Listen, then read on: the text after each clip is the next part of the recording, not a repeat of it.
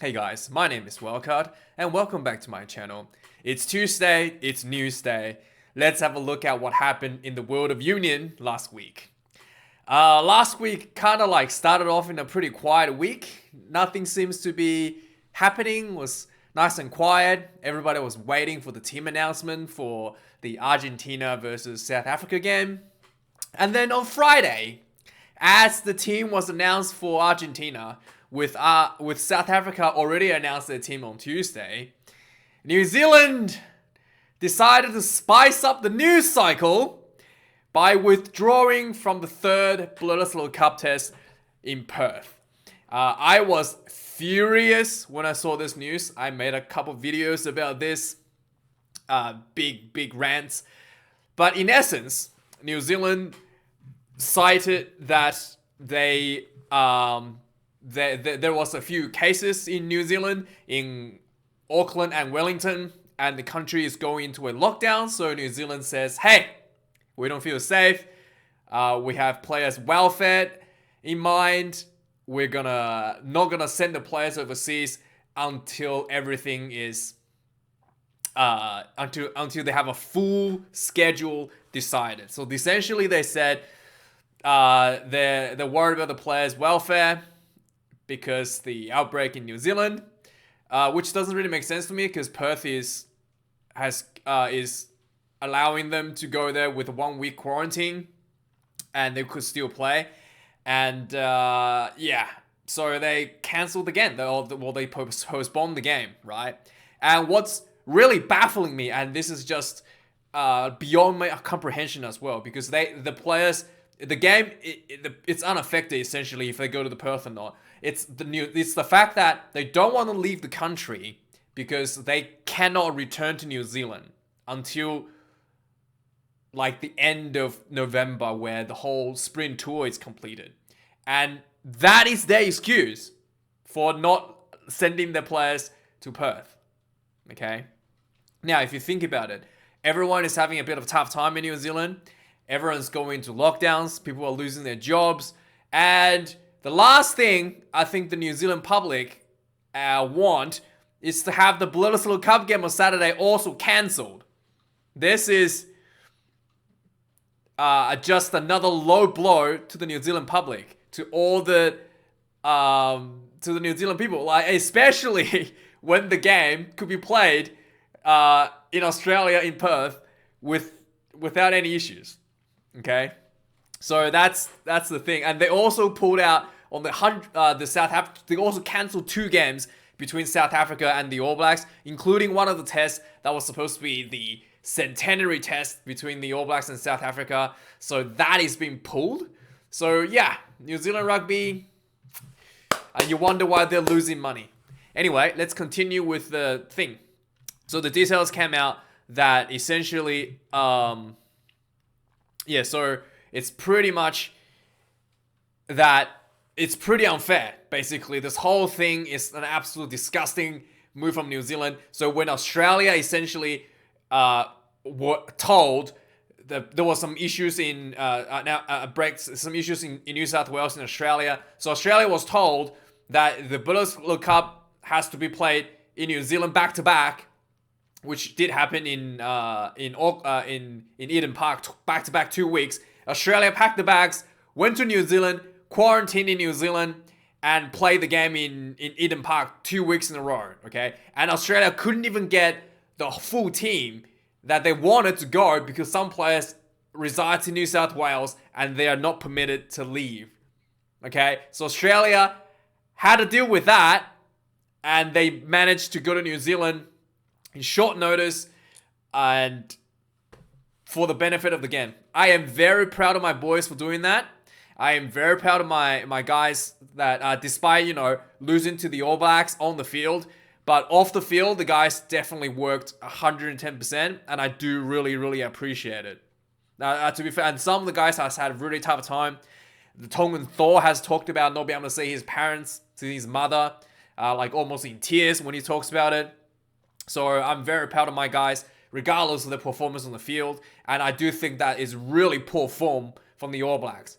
You know what they say, it takes years, a lifetime of a lifetime of commitment to build up your reputation, and you can lose all your reputation just like that. And that's what the All Blacks are doing right now.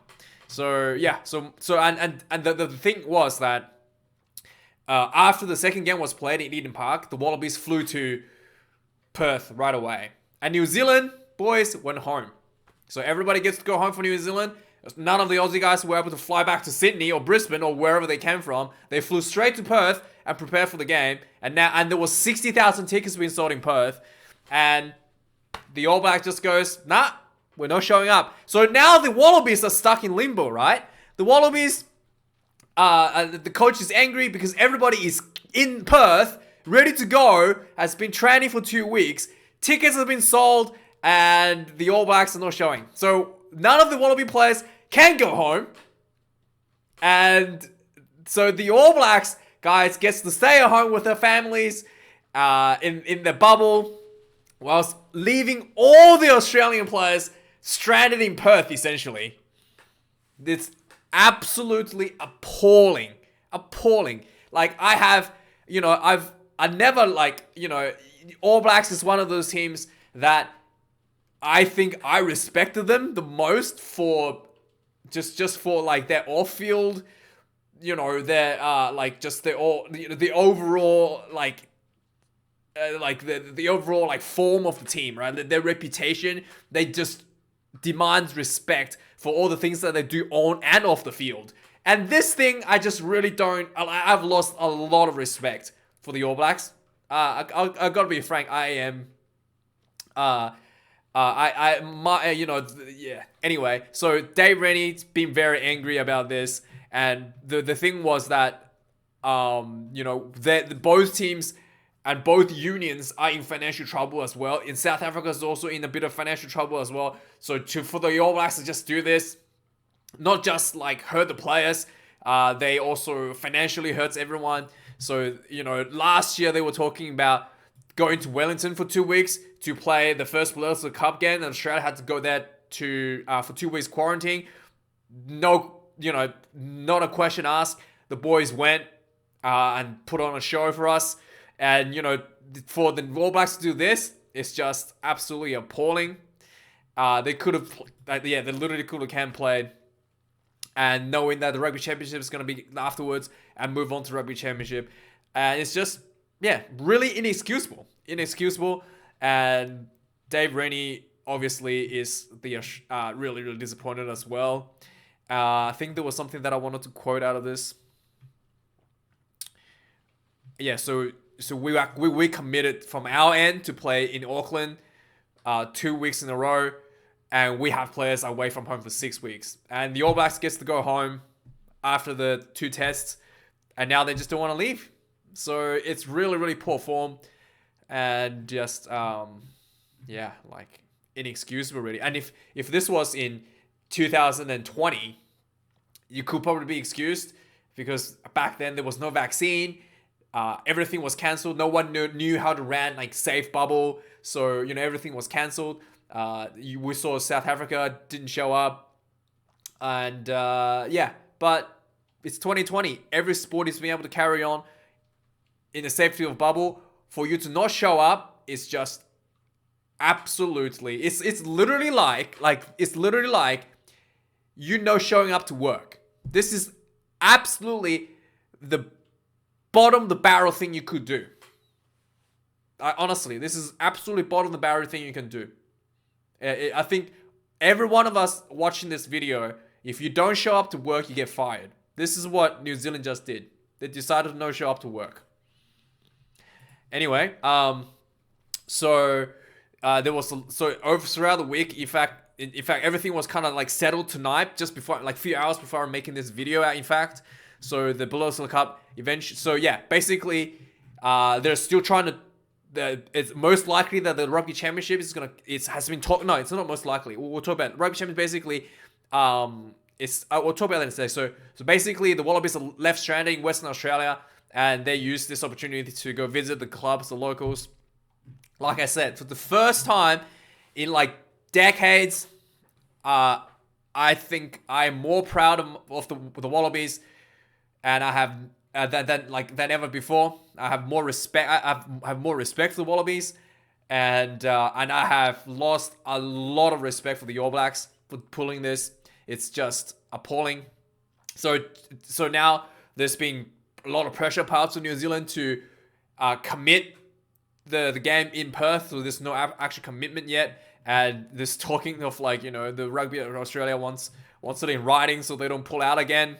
60,000 tickets been sold, and they're already put out $5 million to host the game, to stage the game, and something that it's just absolutely appalling for New Zealand. Yeah, it's literally like no show up to work, right? It's absolutely terrible. And then basically Australia is talking about, if you don't show up to Perth, we'll bill you. We're gonna send you the bill, and I think well deservedly so. It's just unbelievably bad form for the All Blacks. So there were, before everything was settled, just a few hours ago, there were talks of literally playing the game in Europe, in Twickenham, and I'm baffled. Like, everybody's struggling with money. Australia needs this money, needs the 60,000 tickets. They can't refund the tickets. We need the money. Everybody's struggling for money. There's no way we can send this to Twickenham. It's just no way. We need the money. It's just absolutely unbelievable. So there leads to be, basically, this was literally settled a few hours ago that Australia is to host the Rugby Championship, and it's going to be played in Queensland. So they're still trying to work out. This is literally like few hours before I'm making this video. They're literally talking about playing back-to-back tests every weekend, and just having that played out in Queensland. And there's still talks of getting the All Blacks to go to Perth to finish their commitment of this Perth game. So yeah, this is basically. I just can't imagine what it'd be like to be in New Zealand. Like, everybody's putting the lockdown, everybody's looking forward to get a bit of relief by watching some rugby, and the All Blacks decides to not show up. So there's some theories online about why they're doing this. One of the theories from Fox Sport is that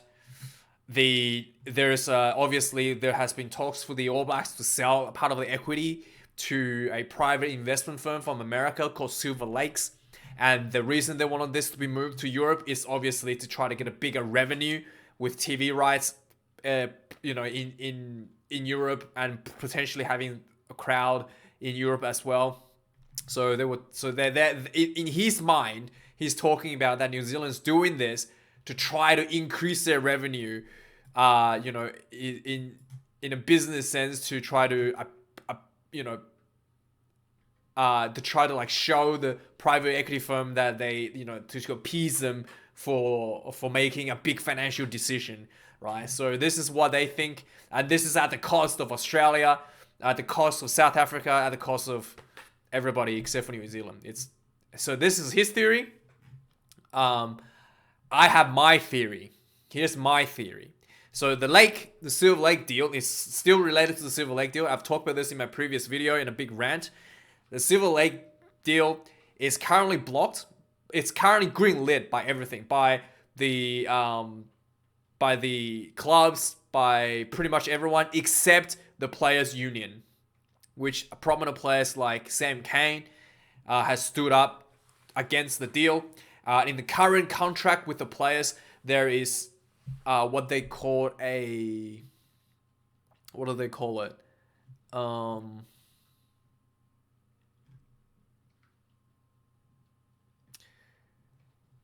Basically, the players have a say in the deal. In the current contract, the player have a say as a stakeholder. So New Zealand could potentially fire all the players, essentially, and then reassign the contract without the clause, and basically pass the deal without the players' approval. So the players written a letter saying that they do not get approval. The players are absolutely right. The Maori Pacifica culture is not for sale, is their reasoning. But anyway, that's basically what's blocking the deal right now. And so one of the ways to basically New Zealand is currently also struggling a lot. They're being very poorly financially managed, and that's the reason they're selling. Okay, the most successful rugby team ever in history is going bankrupt, and you wonder why, right? Because the people that are running the business into the ground wants to get paid for making the sale. They're gonna get a sale. They're gonna get paid from the sale. They're gonna start handing out money to the clubs for the sale, who obviously wants to have approved the deal. And in fact, the people who are incompetent, instead of getting fired, they might even get a pay raise after the sale, right? Because it's just appalling, right? So the New Zealand is currently not doing so well. Let's have a look at their financial paper. They've lost. So this is 2019. They had $86 million or so in equity, and they lost $35 million last year in 2020. So if they lose another $35 million, they're going to get really close to bankruptcy this year, right? And my cynical view of this is that New Zealand is trying to push themselves closer to bankruptcy so that they have a legitimate reason to fire the players and rid them out of the vote to veto the deal. So then they can just reissue the contracts and tell the players, hey, we can't pay you anymore, we're going bankrupt. We have to renegotiate a contract with you with lower pay or whatever. And then they will just write out the clause that it gave players the right to vote in the sales of the team, and then push through the sales and get themselves paid and popping champagnes. That's my thoughts. And if you wonder what is happening with New Zealand Rugby, okay, they had at the Lions tour, they made a lot of money in the Lions tour. They made like $30 million or something in the Lions tour. So at the end of the Lions tour in 2017, they had $121 million in equity, and in merely 4 years, that has shrunk down to $51 million. If we take the pandemic out, they were still losing. They still lost $35 million. How much is it? 35 or 45? 121 to 86. So that's 35 million? Yeah, $35 million over 3 years. In fact, they've lost money in 2019 in a Rugby World Cup year. And you can't make this up. How badly if you can't make money with World Rugby handing them money, right, for the World Cup, they still lost like $7 million or so in 2019. Like, it's just you can't make this up. How poorly they're operating the business, and it's just unbelievable how you could be losing money in a World Cup year.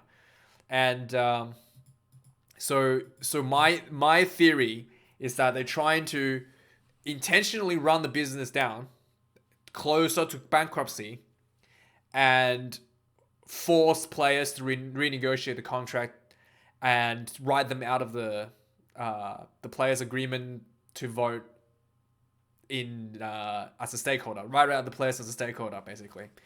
So yeah, that's my theory, and all of us are paying for it. If you're a South African fan watching this, you are paying for this. If you're an Aussie fan watching this, you're paying for this. If you're an Argentinian fan watching this, you're paying for this. And yeah, you know what?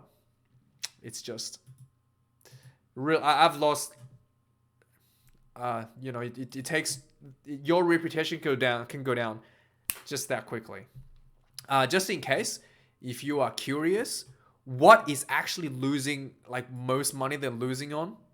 In 2019, the most money they've lost on is what's called a is it cash flow? Where is it?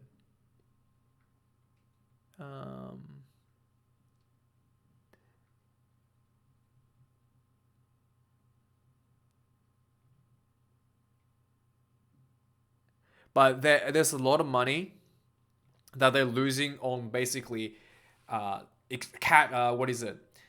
Foreign exchange futures. So, like, they literally loses more money in foreign exchange futures than actual operations of the sport.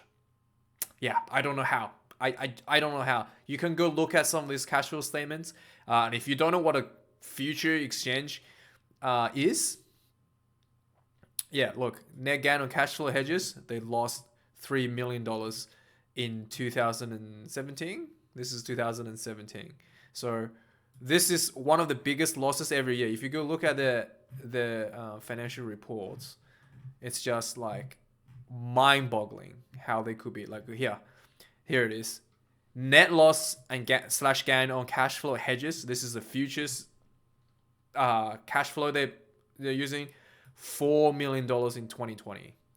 And in 2019, $5.7 million.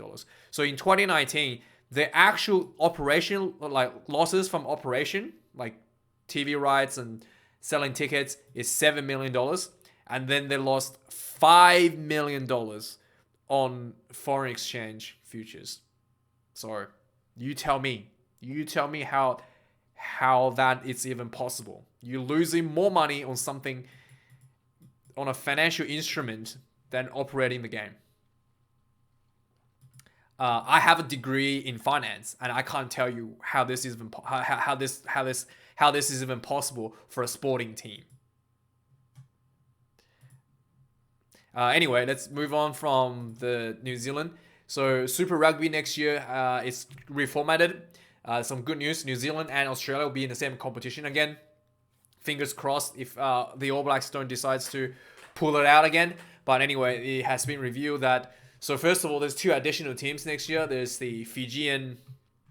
Let me see if I can get their name. Yeah, so there is the the Moa Pacifica. It's going to be added next year, and the Fijian Dura. It's going to be added into the competition. So it's going to be Super 12 next year with 5 Aussie teams and 5 New Zealand teams. And the format's set up to be a round robin. So every team will play each other once. Once, and then a 3-round round robin randomly allocated. So I'm guessing so basically what's happening is what will happen is that every team will play each other once, and then the 12 teams will be divided into 3 groups essentially, and the 3 groups will be the same 3 groups with 4 teams, and the teams in the groups will play each other an additional time. So there will be that's basically how it works. So everyone will play one game, and then in your group you play an additional game between 3 other teams. So it's 4 teams in the group, so you play 3 extra game. Three games. You play the other 3 teams in your group once more, so you play them basically twice, and you play everybody else once. So you end up with 14 games, in fact, 14 games for the regular season, and then there's the finals of the top 8 teams to go into eliminations with, top team playing the bottom, elimination round, quarterfinal style game, top game playing bottom, second bottom, third play, and so on and so forth. And then goes into the middle, right? So eventually the 2 teams middle play each other, and it's an elimination round goes to the finals. So that's the new format for the Super Rugby team next year. So some other news. So Samu Kerevi, after playing for the Olympics, is back in Australia. So Australia has changed the Ghetto law a little bit, allowing 2 players that are currently playing overseas to playing for the Wallabies. So Samu Kerevi is now brought back into the Wallabies side, and he's despite the fact that he's contracted to Japan. And I just felt like, like Rugby Australia must be one of the most worst place to work with, right? So Samu Kerevi essentially left Australia after the 2019 World Cup for his own financial benefit, for more money, which I do think the players should do so, because you can't really just dangle a gold jersey and tell players to not look after their futures and the wife and kids, right? So he's done that. He's made that decision to go overseas. He played in the Olympics for Australia, and then after they changed the Giddles law, literally last week, he's been called back into the Wallaby side. And essentially, essentially despite the fact that he left the country because of the Gittles law, thinking to himself, he literally says, I didn't see it coming. He basically said he basically said that he wasn't expected to ever play for the Wallabies again because he made the financial decision to leave. And I guess someone at Rugby Australia asked him to say something good about the Gittles law. In this interview, he actually says something that's absolutely contradictory. All right, let me see, what did he say?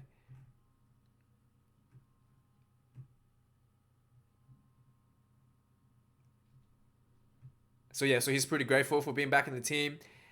He wants to, he's very grateful. And then being asked about the Gittles law, he says, I've always been a fan of the Gittles law.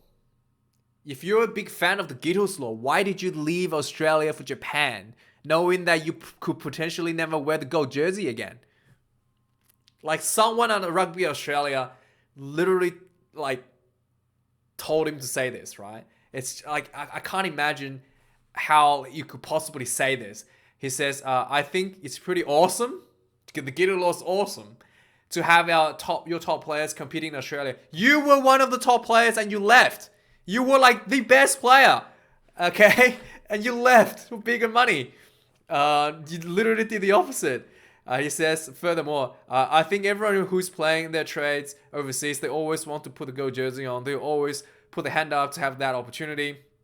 I can't speak too much since he's overseas. He will work with my behavior, blah, blah, blah. But yeah, at home, those guys at home, the opportunity to put the jersey on, they worked really hard to earn that Super Rugby AU competition and apply their trade here. So he literally left the country because of the Gittles law, and he decided to make more money. He left Super Rugby, and he's back, and he was told to say something good about it, and literally the stuff that's coming out of his mouth is like propaganda. Anyway, this is just mind-boggling. Like, how do people work for Rugby Australia? I don't understand. You have your own players lie about their own anyway. And in the Springboks side, Hendricksy was injured in the game against he's a reserve. He's like the 5th reserve halfback already for the Springboks, and he's injured. So they called up Grant Williams. I actually don't know who he is to fill his spot, but yeah, the Springboks is running out of halfbacks. Finally, the game that was played on the weekend, this game was probably a little bit too safe on the Springbok side, I have to be honest, especially in the first half where the Springboks tried to apply pressure and they just kind of couldn't resist that 3-point when it was on offer, including in the first half where the Argentinians were yellow carded for repeated penalties, and there was the Argentina number 8. So instead of going for a line out where you have a clear advantage in the 4-pack, the Springboks opted for 3 points. And and Argentina really didn't concede that much whilst having a play in the bin. And yeah, I thought that decision making was a little bit poor, but there was a period in the second half during those 10 minutes, and the Springboks just play like gods. Like, Malcolm Marx scored a perfect set-up more try. Mapimpi scored a beautiful try where the Springboks started attacking from the 50-meter line, where a bunch of really good hard running, getting the Springboks really close to the try line, and Mapimpi was just out wide open by himself, and where Springboks did a nice loop play with Fiddler and Andre Pollard, creating just massive space out wide for Mapimpi, goes in for the try. And Argentina, not to bash them too much, they did give away a lot of penalties this game. They were under a lot of pressure. It was, but they never gave up. There were a couple times where they could have scored, but just little handling errors cost them a few potential tries. And there was one try they almost ran 50 meters to score.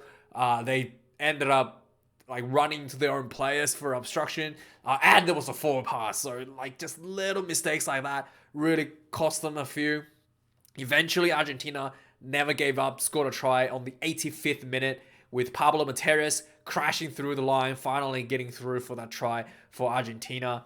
Miotti Argentina also has some big changes going into this game. They had Domingo Miotti, the reserve fly half, starting ahead of Sanchez, and Miotti kicking was just not on spot. He missed a couple kicks whilst he was on the field, which the Argentinians really would prefer to have those couple kicks going through.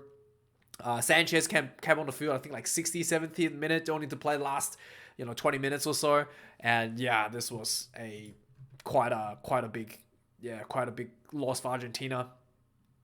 But Springboks really did not put the best form.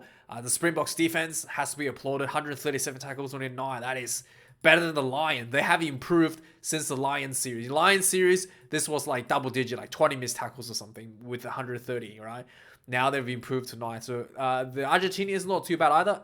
It's a little bit worse. Want to improve that a little bit. 104 to 18. Kicks in play again.